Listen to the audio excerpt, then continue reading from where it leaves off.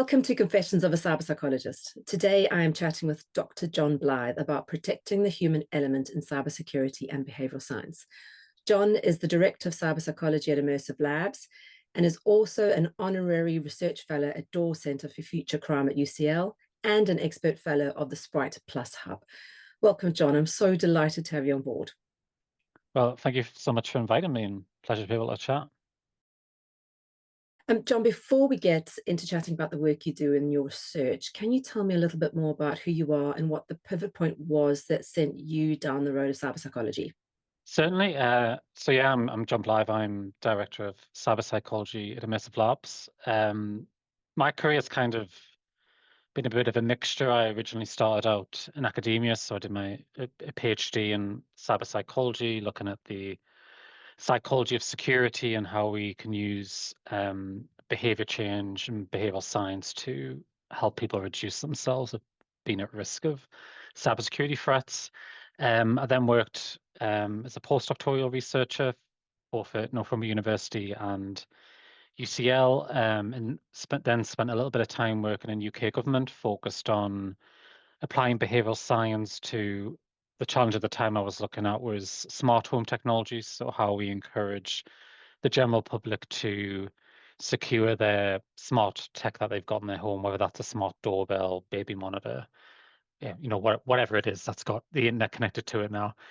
And then for the last 7 years, I've made a shift more to working directly within industries. So I've worked in 2 organizations now where I apply behavioral science to products, and specifically cybersecurity training products. Sorry. So you had a question there about what the pivot point was for me moving into cyberpsychology. Yes. Yeah, so it's quite an interesting one, really. So I've always been interested in psychology. So I started psychology really at A level. What I can remember most then was actually being interested in kind of like the forensic psychology side of things, because I think it's just a module you do at A level where you do like eyewitness testimony and the limitations of that and all the psychology involved. So when I originally went to university back in the day, it was with an ambition of doing that. And then I slowly kind of dwindled away from being interested in that and actually developed more of an interest in business psychology and occupational psychology. And I think that stemmed through my interest really in the workplace and the psychology of work and why people go in certain careers and how we create organizations that allow people to flourish and don't enable people to burn out. So my career originally started with a passion of business psychology. So I did a master's in that, and then I had an opportunity to work on a research project looking at information security in the workplace. So why employees don't follow security policies, why they may cause security breaches, and the psychology involved in that. And yes, since then I've just always been, fascinated by it. So I've been doing this now for about 15 years, but that kind of branch between psychology and technology, and it really does blend my interest in business psychology, but also the interest that I have in technology as well. So why people use technology, but also how technology can either lead to negative impacts on individuals and societies, but really from a psychologist's perspective, how we can leverage psychology to help people, and for my kind of roles that I have, how we can use psychology to protect businesses and individuals from attackers online and all that bad stuff. But you spoke, or you kind of mentioned baby monitors and the kind of security behind baby monitors. And I think that's one of the things we don't think about much is the Internet of Things, and how so much of what we have is connected to the internet, and all of those things are subject to attacks and hacking. So yeah, I think we really need to, as a society, or as individuals, start thinking about it's not just our computers, it's not just our phones, it's all the other stuff that's connected to the internet. Yeah, and it's very hard these days to not buy these, conventional products that we've often had it in our homes, that it's very hard not to buy them without features that connect to the internet. So a lot of washing machines, dishwashers that you buy now will have this kind of functionality where you can do stuff via your via your smartphone, but the devices themselves might not necessarily be secure, and that can open you up to some risks. So you are the Director of Cyberpsychology at Immersive Labs. What do you do, and what is Immersive Labs all about? So at Immersive Labs, we are a cybersecurity training platform. So we help organizations secure their human element. So there's a lot of statistics out there, but roughly about 80% of security breaches are due to the human elements, so human behavior. So you can just think about all the psychology involved and what causes these security breaches. Many people think a lot of security breaches happen because of, the technology that a company has and the systems and processes, but it is about 80% of the breaches are actually due to the human, whether that's somebody clicking on a phishing link, it could be your technical teams not implementing something correctly. So what we do at Immersive Labs is we have practical labs to train security teams on best practices in security, whether that's defending their organization or even more offensive type tactics as well.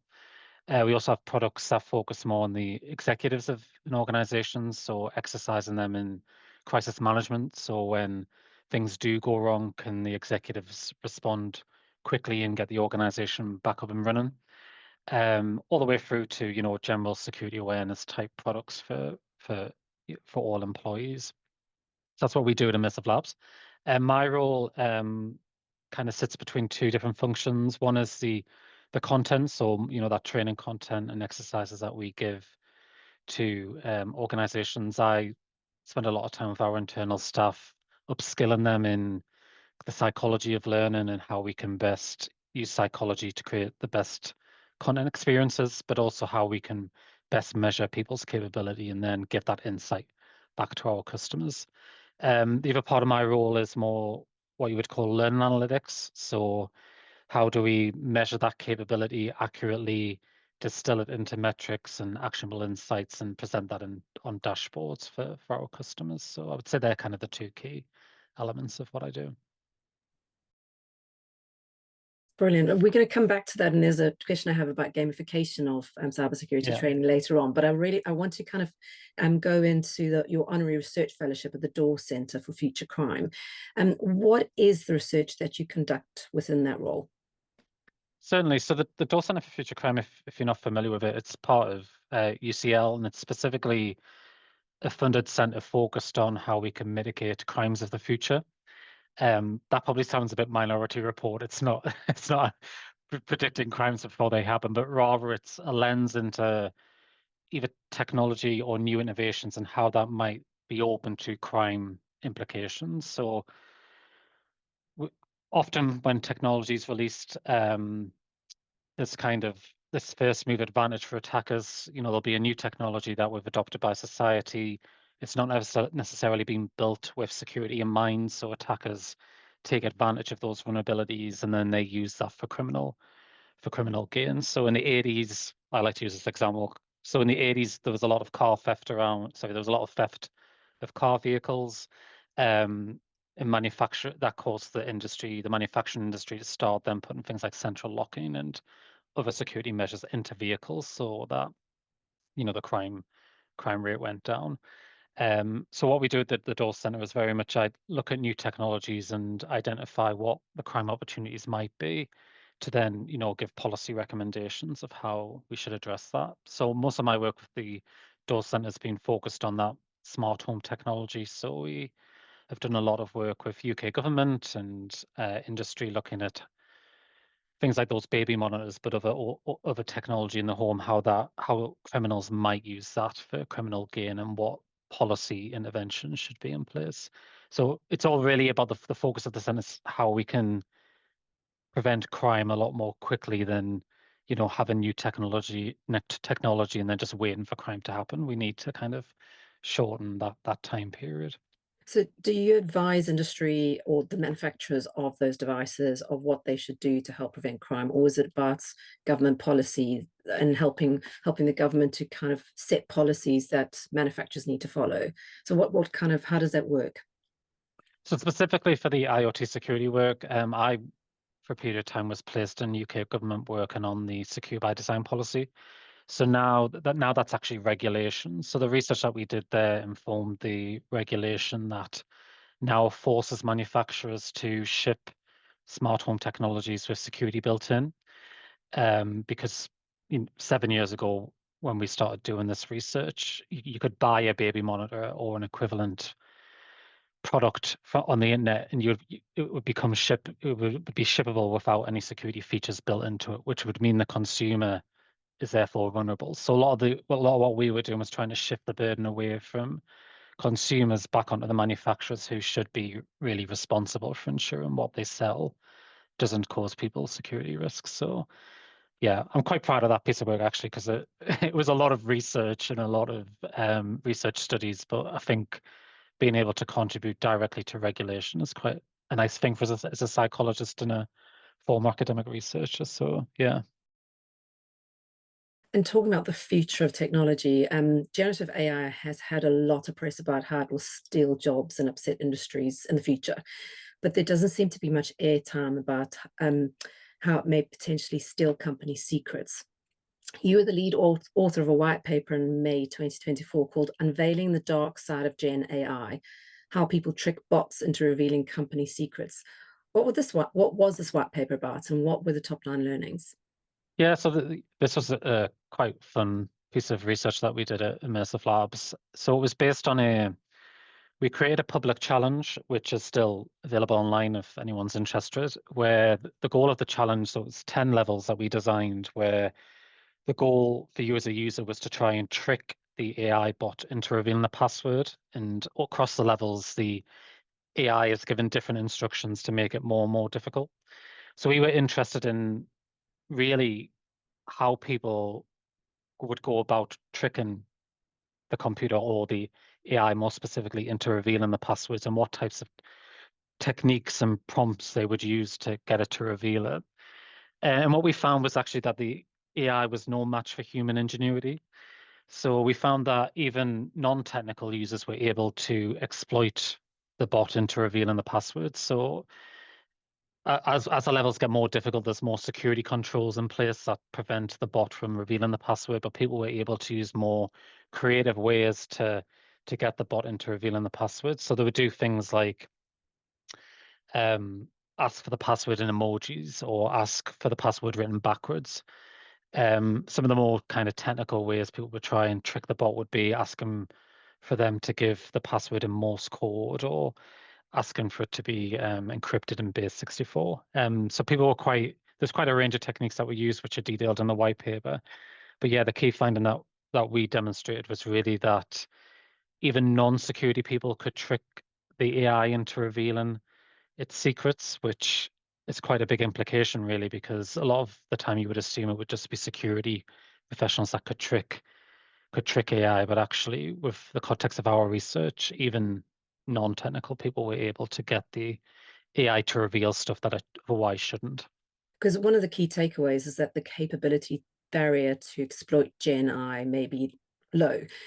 Is that what you're talking about there? And that actually you don't have to be a professional hacker in order to get information from generative AI?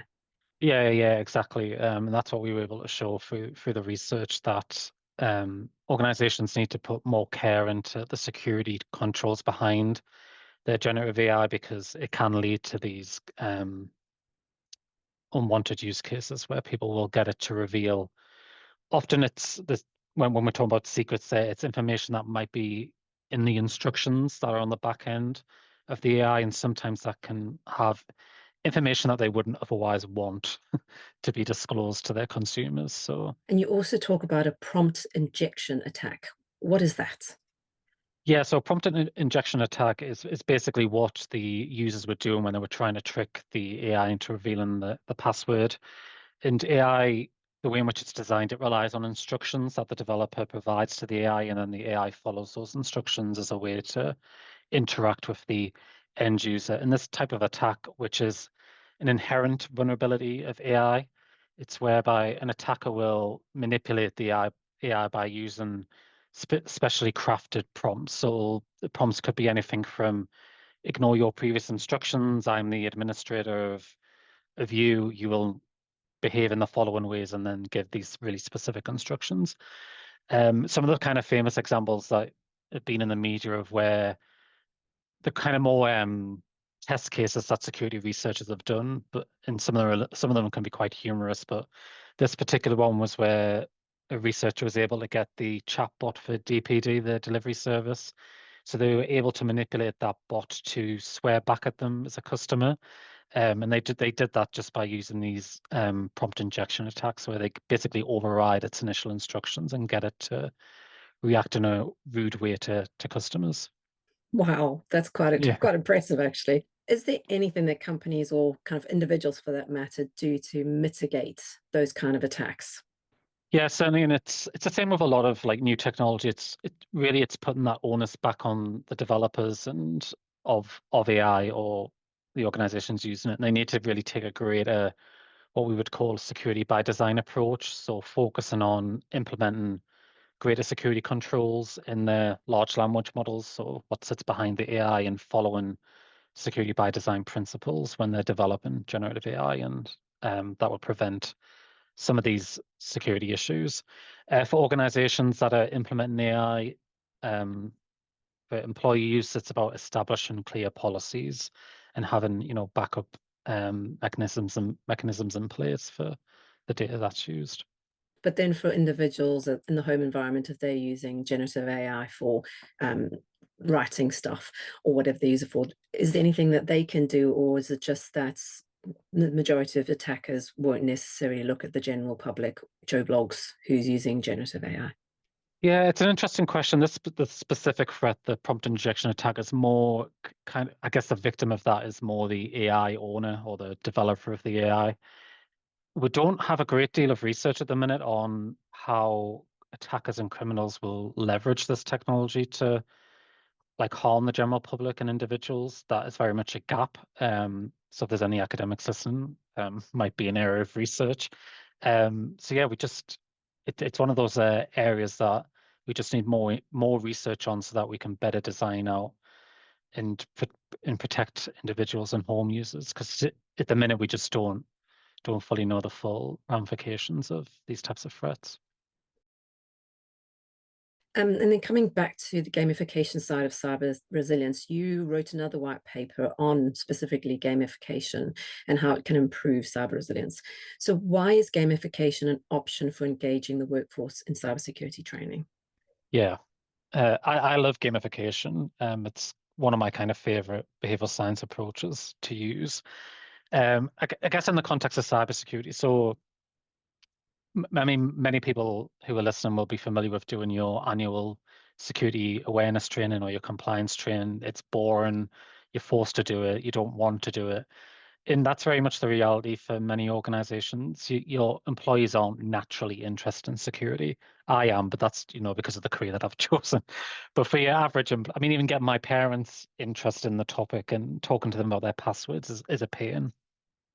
So, we need to work with the fact that the audiences of security or any other topic where, it could be health and safety, for example, where people aren't naturally interested in it. They're not naturally motivated to do the training or to at least follow the guidance. So we are dealing with a very unmotivated audience. So there's a lot of research around how gamification is an effective strategy to use for unmotivated audiences because it helps build that intrinsic motivation for them to be more engaged with the content, but also hopefully then translate what they've learned it back into the workplace.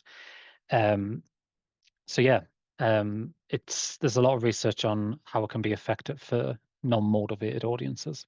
And is this something that Immersive Labs offers to companies, or is it something that companies need to kind of develop on their own and you can possibly advise them, or both? So we have it, it's part of the features of our product. So there's a number of gamification features that we've designed into our platform. So things like leaderboards. So security teams can compete over points and you can see who in the team's got the most points. There's things like badges, so rewards that people will get for completing the content, and they can share these on LinkedIn. So some of our content, particularly for security teams, is some of it's quite challenging. And like people want to share that kudos of being able to do it and kind of share that socially. So we've got a number of features like that we've built in the product that leverage principles of gamification. For organizations that, there is a lot of benefit of also applying gamification to your internal security campaigns and awareness and broader initiatives because, they're still dealing with the same challenge of that unmotivated audience. And the more that they can leverage gamification and theories of intrinsic motivation and extrinsic motivation, the more that they can apply those types of principles, the more that they're going to get that audience engagement and see value through their training approaches. Yeah. Do you think that companies or employees are less motivated when it comes to cybersecurity? And I wonder if maybe it's because we talk so much about cybersecurity in the workplace and people are kind of going, yeah, I've heard that, been there, done that. I've done the training when I started. I don't need to do anymore. Do you find that people are less motivated because they think they know quite a lot about it, or they're more motivated? And how is that changing in the workplace? Yeah, it's a really interesting point. I think there's a few things there. That one is, yeah, there definitely is a fatigue of training, and it's not just security training; it's health and safety. They've got all the HR training, so people are overwhelmed by the amount of compliance training that they do get.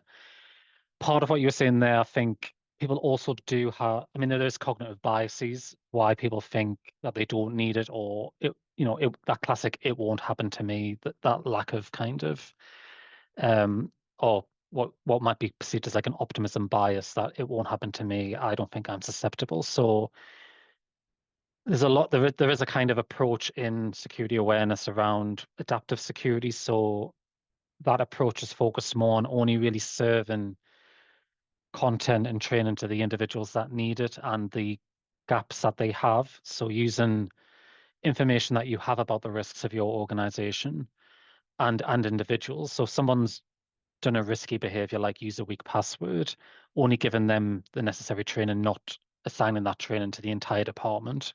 And in that, really do think that adaptive approach is going to be a lot more successful than the one size fits all, because we know that one size fits all approaches to training just don't work. So the more that we can make it adaptive based on whatever intelligence or data that you've got, and using that adaptivity to make it really personalized to the individual, it's going to be a lot more effective than the just give it to everybody, because yeah, people are fatigued and overwhelmed by too much training.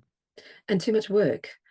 Oh And yes, yeah, absolutely. This on top of their day jobs. exactly. But I guess also a lot of people probably think, well, cybersecurity training is just making sure I've got the right password, and don't think about the motivational behaviors. And because you're talking in the beginning about 80% of cybersecurity breaches are human factors. Yes, So yeah. do you think that it's this kind of ignorance around cybersecurity is just having the right password and not putting just a kind of funny thingy in my computer or whatever it is? They don't kind of see all the other elements of what cybersecurity training is. Yeah, yeah, definitely. And people do have like mental models of what they think security is. So they will often passwords is a common one. The other one is they're like those Nigerian prince scams that we've probably all received them. That old scam. So when people think of phishing emails, like, oh, I would never fall for that. Those Nigerian prince scams, but they were the kind of emails of 15 years ago. Attackers are a lot more sophisticated now, and heuristics like trying to spot spelling and grammar mistakes. They're no longer indicators of a scam or phishing email.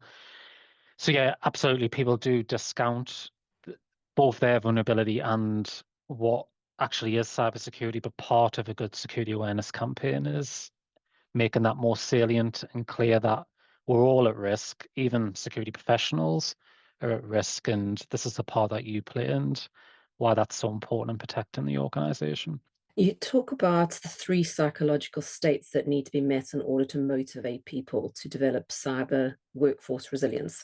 Can you talk about those three psychological states, what they are, and why they're important? Yeah, certainly. So in that white paper, and how we apply gamification to the platform, it's been designed based on self-determination theories. So some of you may be familiar with that. It's quite a popular theory in psychology around intrinsic motivation. And the argument of that theory is that to build intrinsic motivation, so moving people from a state of not being motivated or not caring about something to being intrinsically motivated, so caring about it and wanting to expend their energy and their additional resources and time into something. It's about meeting these three psychological states. So the first one's competence. So that's the idea that people believe they can accomplish something. because they have either mastered it or they can at least perform some of the actions. The second one is connections, so that, this idea that we feel that we're connected to other people. So we've all played video games, we've all played, games on our phone. You'll see that they'll have features of connecting to other people, whether that's through leaderboards or multiplayer type functionality. And that when they're doing that, they're really playing on that kind of connection state of self-determination theory. And the last one is autonomy, which is that we have control over our choices and confidence to achieve them. So that, when it comes to gamification, really is giving people choice, but also challenge as well. So if we can build experiences that aim to address these three areas of motivation, people are more likely to move from being unmotivated towards intrinsically motivated, which is an ideal state that we want people to be in. And you've got a few other white papers that you've been involved in. It's the Human-Affected Cybersecurity Framework and the role of human factors in delivering cybersecurity. Can you talk a bit more about these, and are there any additional learnings outside of what we've spoken about already that you can share with us on these in this research? Yeah, certainly. So these were papers that I worked on with the Chartered Institute of Human Factors. So it was a team of us, practitioners and academics and researchers, and we were looking to basically produce some papers to really outline the science of human factors in cybersecurity and why taking a more evidence and scientific lens onto these issues is really going to help reduce that 80% figure that we spoke about earlier. So the first one, which was the human affected security framework, that one is more of a practical framework for practitioners interested in reducing security risks as they relate to human behavior. So that could be things like if you've got a risk like staff using guessable passwords, or if they're wearing lanyards outside, there's a whole host of risky behaviors, and it covers basically um, what are the individual and organizational causes of these types of behaviors, but also what are some quick wins and longer term interventions to tackle them. And they're all based on the latest scientific evidence. And the other one, which is the role of human factors in cybersecurity, that one is a more kind of introductory paper for policymakers and senior decision makers, really with the goal of persuading them to take more of a human factors lens when thinking about their human element. I guess really for the context of this, which is something I've not spoken about, is very much within industry, they focus overwhelmingly on security awareness as being the sole solution of addressing the human factor. So often organizations will just assign more training, and if something goes wrong, they'll assign more training. And we just know that this just doesn't work and lead to behavior change. What these papers are talking about is actually the need to focus on the environment of individuals. So actually, are people set up to succeed? Are the policies usable? Are the procedures usable? Because we know that if security isn't usable, people just won't engage with it. A focus on redesigning systems to account for human error and human behavior, but also elements of awareness and training as well. So it's very much a lens and a shift of moving away from awareness as a solution towards actually some science of the human factors to tackle security risks. That makes more sense from a acceptance point of view in my head, because going through more training and having to do another online course on cybersecurity to me sounds really boring, and it would be, yeah, it'll be prioritized very low in the list of things I need to do. So kind of creating an environment where people can talk about and learn in a different way makes so much more sense.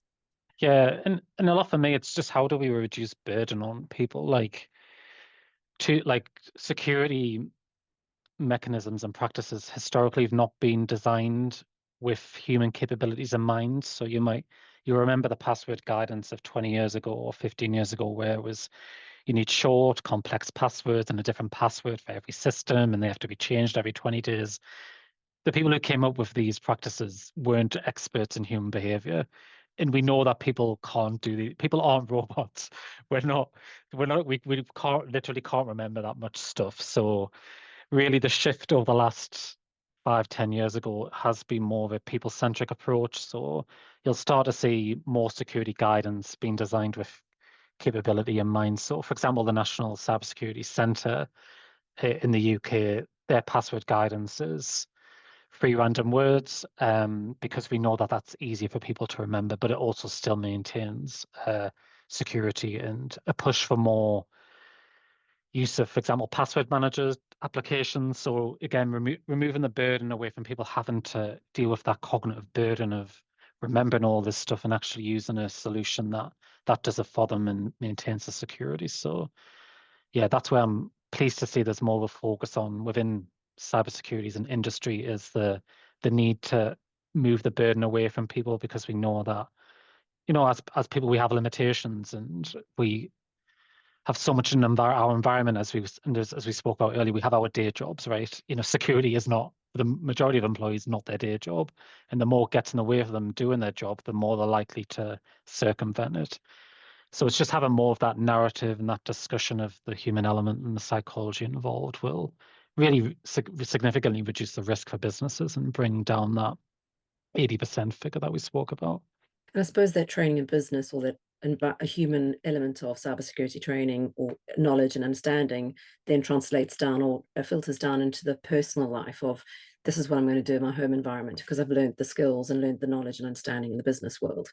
So it makes us as individuals more secure at home. Yeah, exactly. I mean, in good security training, in my view, it does make it more personable. Like, you read a lot of drab security training that just talks about the risks to the business, and they'll use case studies of other businesses. Really important, but good security training is often when they talk about applying these behaviors in your home life, but also at work as well, because if you're protecting your organization by using strong passwords and checking for scams and updating your devices when you should, if you're doing that at home, you're also protecting your family and your children and all that type of stuff. So yeah, good security training makes it really personal, and yeah, helps you apply it at home. Yeah, it's a whole well-being of the whole person rather than just the work person. So Yeah, it makes a exactly. huge Yeah. difference. Yeah. So if someone was listening to our conversation on and want to get into the human behavior or cyber psychology side of cybersecurity, do you have any recommendations for what potentially they should study, or what type of work experience they should have, or get in order to get into this field? Yeah, in terms of the kind of study side, I think it's very much looking at the human factors courses. There's a few universities that have them specifically around cybersecurity. There is obviously masters in cyber psychology that have modules on cybersecurity. They would give you a broader perspective on cyber psychology and what kind of area you might want to go down. But if you are really interested in the human side of cybersecurity, then the courses specifically on human factors in cybersecurity would be a good place to start. I do think those white papers, the ones that we produced with the Child Institute of Human Factors, are really good starting points, as well as conferences like Impact, that CyberSafe, who I used to work for. It's a conference that they run, as well as other academic networks. There's quite a few of them that look at the human side of cybersecurity. So ones like Risks, the Research Institute in Cybersecurity, Sprite. There's quite a lot of networks out there, and yeah, just getting involved. And I think my biggest advice really is just connecting to different people and different professionals in this space, whether that is people like me who are working in cybersecurity firms, security awareness professionals, attending conferences like B-Sides, which are free conferences that are held throughout the UK. Just attending these conferences and getting to know a little bit more about the sector. I think that's really important advice and really interesting advice, because it's, especially with generative AI and a lot of companies using AI in terms of going through all the CVs that they get, and narrowing down the number of people or the types of people who they are actually going to interview in person. Having a relationship or getting to know people in the industry actually becomes more important than it ever has before, because then you have more of a connection with people, find out what jobs are coming up, and go straight to the human element of interviews rather than having to go through a bot first. Yeah, I mean, it's kind of unfortunate because the idea of like social capital, it really is so important, like building out your networks and your connections, and just being able to have that competitive advantage is really key. Yeah, it's unfortunate it's not just what you know, it's who you know as well, and being able to Yeah. yeah. And unfortunately, there is a lot of free opportunities to network, and also online as well, like LinkedIn and the different communities. It's a lot easier, I think, to get access to these spaces than what it would have been 20 years ago or so. But yeah, you do have to invest time and energy into that. And I know how difficult that can be because I'm quite introverted myself and quite shy. But yeah, you just kind of have to um, force yourself to do it, or at Yeah. least seek. Or actually, I think better advice there would be to look for mentors in this space, so people who can coach you and also help you connect with other individuals. I think is a good way of getting into this space as well. And there is a lot of networks around mentorship and security as well that people could look out for. And I guess part of it is just showing up. So going to networking events and just showing up, even if you don't necessarily chat to everyone, just being there, and building connections and making relationships with people. Oh yeah, absolutely. Yeah. And so we spoke earlier about the future of technology and cybersecurity. So what do you think, or where do you think the future of psychology of cybersecurity lies? Yeah, great question. I think, or what I expect will happen, or what I would like to happen, is an approach that really we're seeing in aviation and human factors. So historically in aviation, they took similar approaches in security where they focused on blaming individuals when something goes wrong, like if there was an accident or an incident, it was the lens often focused on the individual and why they did it. And the concept that they have now in aviation it's called a just and fair culture.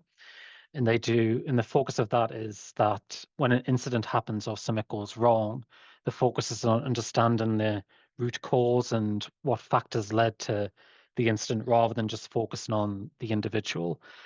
And what we need in security is to take a similar approach to what happened in aviation, and using some of their paradigms and approaches that in psychology and human factors around post-incident kind of reflections and the frameworks where you can identify what factors happened, whether they were like, a cognitive type issue or an environment type issue, and how we can use that insight to then design out it from happening again, rather than what tends to happen in security is something goes wrong, they blame an employee, they in some cases might get sacked, or often not, they're just assigned more training, and then the incident will happen again with a different employee because they actually haven't dealt with the root cause. So for me, yeah, that's where I would like to see us moving towards. And I do see elements of it, but just taking a long time to get there, moving away from this, what I call blaming and shaming, towards a just and fair approach. And we should get there. It happened in aviation, um, and it's where the science supports it. So I guess there's a lot of education that needs to happen across the board, because I'm assuming the majority of people in cybersecurity are on the technical side of things. So their focus is on, well, just what happens from a technological point of view rather than what happens from a human point of view. So I wonder if there's just a lot of education from a cybersecurity people training in the first yeah, instance. absolutely education, and also in some cases empathy as well. Like I think it'd be quite difficult for security teams dealing with incidents that arise and they're like, oh, it's because of this user again, or it was because somebody clicked on a button. And it's part of it's having empathy and compassion towards that, towards these individuals, but also yeah, that education piece for those teams is really important. You've got a lot of work to do, John. Well, I think it's definitely going to take a village, and Yeah, um, it's going to take a fortunately, village. unfortunately, a lot of people in the more security awareness practitioner side of things do take this more people-centric lens and very much do recognize that. So one of the kind of phrases that is bandied around a lot, which I wouldn't have used because I don't agree with it, is that referring to employees as the weakest link. And that's the term that a lot of people historically have used when they talk about employees, and that kind of negative language already positions them as being the cause of something. And it's very much thinking more about how people can be your strongest asset, because when you focus on people as being your weakest link and you're not treating them with compassion and empathy, they don't turn to the security team when something goes wrong. They bury it. Whereas if you see them as their strongest, you see them as your strongest link, they can, detect when something goes wrong and be your first sign of defense. And, there can be trust between the security team and wider employees. So yeah, there's a lot to be done there. And yeah, the narrative is slowly changing, but we'll get there eventually, hopefully. And words have meaning, and the way that you talk about things impacts the way you think about things. So that does sound like, with the employee being the weakest link, it's a name and shame culture of, no, you shouldn't be doing this, and it's your fault, rather than actually there's a systemic issue here, and maybe we need to get that systemic issue sorted out. Yeah, So that's a exactly. good point. Yeah, Good point. exactly. John, we're coming to the end of our podcast interview, but there's 3 questions I normally ask my podcast guests. And the first is, what is the most important question I haven't asked you yet? Oh, that is a good one. Well, a question I tend to get a lot, or an approach that often people come to me for is, how can we nudge people towards better security? And I mention this because it's one that I like to address a lot around nudging. Is when people think of behavioral science and psychology, it's not just about nudging. Like, nudging in itself is a more it came from a book, quite a famous book. And it's a very kind of marketable term. What I would like, the reason why I wanted to speak specifically about this was behavioral scientists really focus more on a collection of interventions rather than honing in just on nudging, because nudging can be effective, but it only is effective for certain behaviors in certain contexts. And often those behaviors, particularly with the scientific studies that have used nudging, are very simple behaviors. So often, it could be a form. Some of the studies use forms and they might move something and it creates an effect. A lot of the behaviors where people are coming to behavioral scientists for, the quite complex behaviors, quite difficult, behaviors like security, health behaviors, whether it's like quitting smoking or eating healthy. These behaviors are very complex. We can't solve them just with nudging. So my kind of proposition to people who are listening who aren't familiar with psychology is to not just think about nudging, but actually, how can we apply behavioral science lens and think about the range of interventions that can be used, and use behavioral science to identify what those interventions should be, rather than jumping to a solution like nudging, because it's not always necessarily going to be the right intervention for the challenge that you're addressing. I guess for nudge, the whole concept of nudging around behavioral science is about getting people to do something differently. But I'm assuming almost it's like saying to someone, well, just stop smoking. And there's so many underlying psychological elements that are involved in the process of why someone smokes, or why someone drinks a lot, or why someone does something that is detrimental to them in whatever way. So kind of trying to just focus on, or let's just tell them to stop, or let's just nudge them a little bit. It doesn't really address the underlying issues. Yeah, exactly. Yeah. And so nudging might be effective for elements of that behavioral journey of quitting smoking. So if you're trying to encourage people to sign up to a class or like a support group on quitting smoking, yes, nudging might be effective for the poster for that, but it's not going to be effective for the totality of that behavioral journey of, getting them onto a support network, which we know is effective for quitting smoking, and other types of interventions. So we do need it's a wider industry who are interested in behavioral scientists. I think as behavioral scientists and psychologists, we need to do a better job of marketing ourselves and what behavioral science is and isn't. And yeah, it's certainly an interesting discussion. Yeah, absolutely. And John, there's often a frustration among cyber psychologists about media misinformation where they take an academic finding or a headline or part of an abstract and then twist it or sensationalize it to get clickbait and headlines and kind of almost moral panic and negative social narratives. Do you think the media is generally getting better or worse at accurately representing sound academic findings? Oh, that's a really good one. I work a lot with the media, and I would probably say it is getting worse, and I think that is driven by social media and, as you quite rightly mentioned, clickbait articles. That's how the news websites are paid, is obviously the number of clicks that they're getting on their page, and to drive that traffic to their website is through those clickbait headlines. And unfortunately, a lot of academic studies, we don't necessarily find anything. And even the incentives stem not just on the media side, but actually the publishing incentives. It's hard to publish research that doesn't find anything. If we can't fix that within our academic circles, we need to kind of look on both sides of the coin. But on the kind of media side, it is difficult because they want a sexy story in quotations, something that's going to get clicks and engagement. So it's really difficult to present findings that don't necessarily align with what kind of narrative they're trying to paint. Because I guess having no findings is quite significant for the researcher because it means that you've got a null hypothesis, or actually you found something, but that doesn't get any people to actually look at your research, and they kind of go, "Why on earth are you researching this if you didn't find anything? And why should I know about it?" So it's you do need to have something that's exciting to actually get some headlines. But yeah, journalists can really ramp up the ante to get those people looking at their websites. Yeah, So, yeah. definitely. And the final question, John, is do you have any particular favorite cyber psychology related books that you normally recommend others to read in your area of expertise?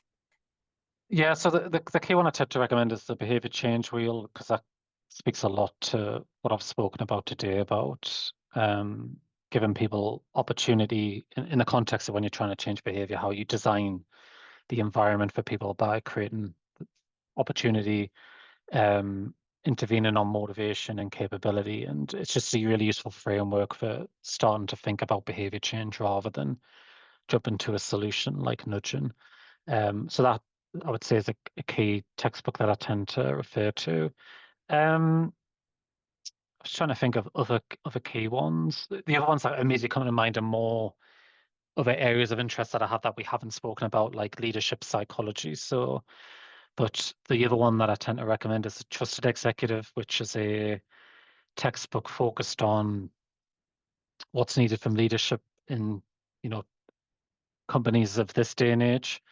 And it's a really interesting book because it's based on a PhD thesis that looks at 9 factors of effective leadership, covering how to create trust in your team. So I don't know if that's necessarily cyber psychology related, but certainly psychology related. And it's a really useful book for people interested in leadership and what it takes to be a good leader these days. I think that is related to cyber psychology because that's what we are doing as cyber psychologists, is trying to lead people and trying to motivate people and trying to get them on board to engage with good behavior around especially cybersecurity stuff. So thank you for those recommendations.